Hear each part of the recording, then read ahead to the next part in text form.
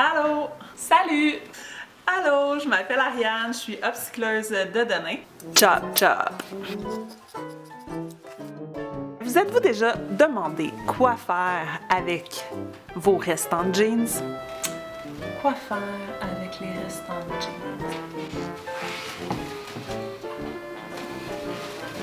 Restants de jeans. Chop, chop! Le jean! Vos restants de jeans!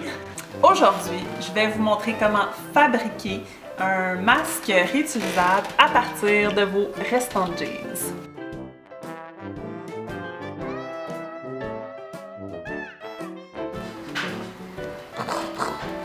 Je me sens full gangster avec un masque. On se lance! Maintenant, parlons de ce qu'on a besoin.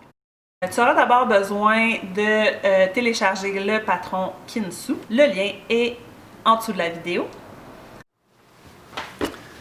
Un restant de jeans, un t-shirt de ton choix que tu ne portes plus, un ruban élastique plat, 5 mm, du ruban sergé, communément appelé twill tape, une paire de ciseaux et une machine à coudre. Let's go! En fait, ce jeans-là, c'est un jeans qui est relativement étroit. Donc, le patron ne rentre pas dans le sens de la largeur.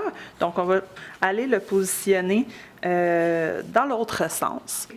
Si vous avez des enfants ou des enfants dans votre entourage, vous pourriez très facilement utiliser le reste de la jambe pour une autre grandeur. On trace et on coupe. Donc voilà, nos coquilles sont coupées. Ensuite, on va couper la doublure.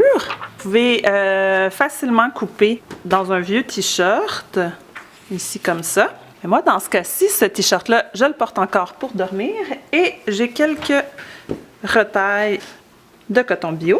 Donc, c'est ce que je vais utiliser. Donc voilà. Donc maintenant, on va couper l'élastique. Pour l'élastique, je conseille 68 cm pour le small, 70 cm pour le médium et 72 cm pour le large. On est prête à passer à l'assemblage.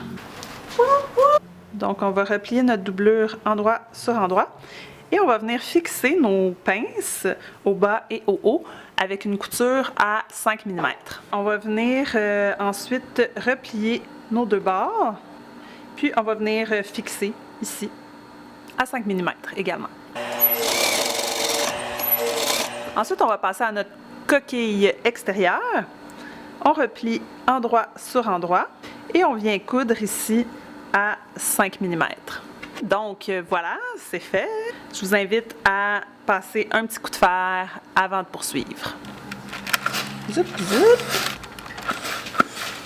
Donc, on a la coquille et la doublure de presser. La prochaine étape, c'est d'aller fixer la doublure à l'intérieur du masque. Là, faites bien attention ici parce qu'on a une plus longue pince qui est pour le menton et la plus courte pince qui est pour le nez. Puis bien, on va venir fixer le haut et le bas à 2 mm du bord. Donc, mission accomplie.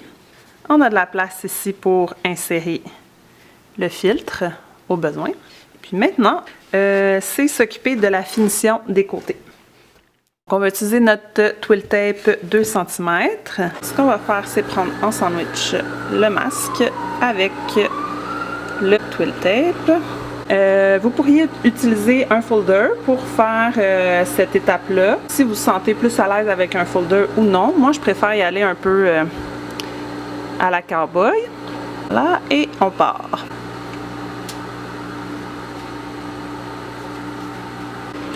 Un autre petit point d'arrêt. On a nos deux bords. Donc la prochaine étape, venir faire la finition du haut et du bas du masque. Donc on vient déposer notre ruban sergé à l'intérieur du masque. On laisse un bon 2 cm ici dépassé. Et puis on vient coudre à un tout petit 5 mm. Je dirais plus comme 4 mm. Ici, là, si on veut que notre finition soit belle, de vraiment là, venir appuyer le bord du ruban sergé sur le bord de notre masque et puis vraiment le faire avec une bonne précision là, ici.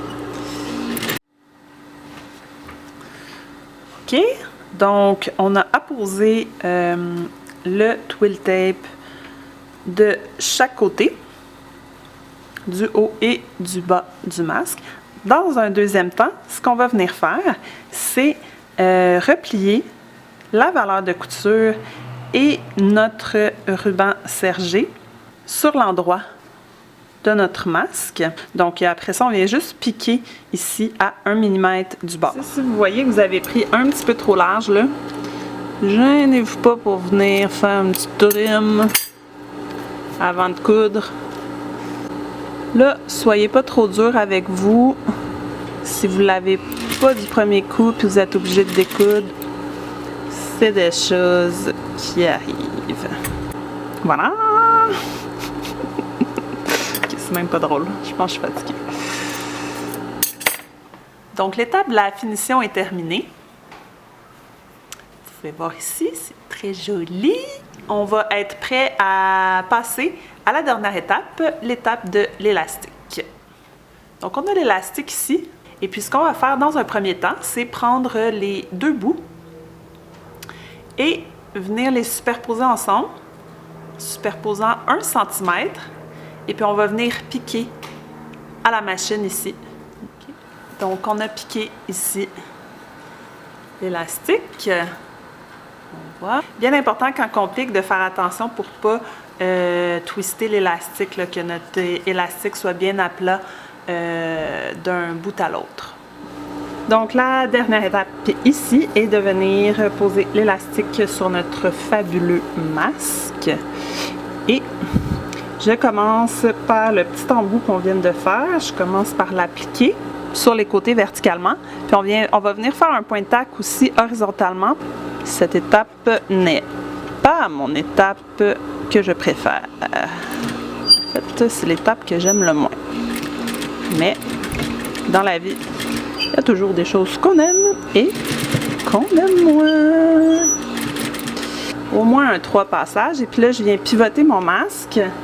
Et puis, je viens faire un autre petit point de tac pour retenir l'élastique en place. OK.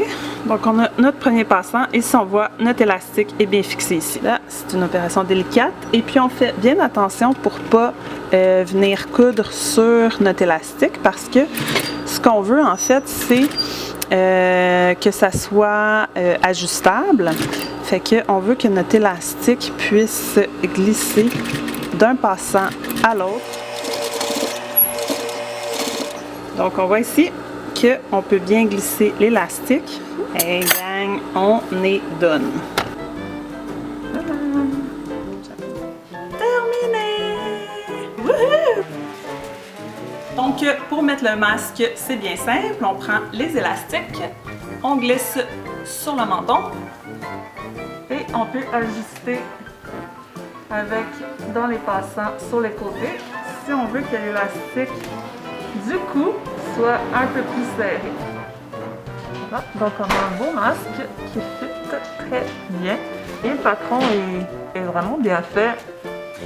N'oubliez pas de laver vos mains avant, pendant et après avoir porté le masque.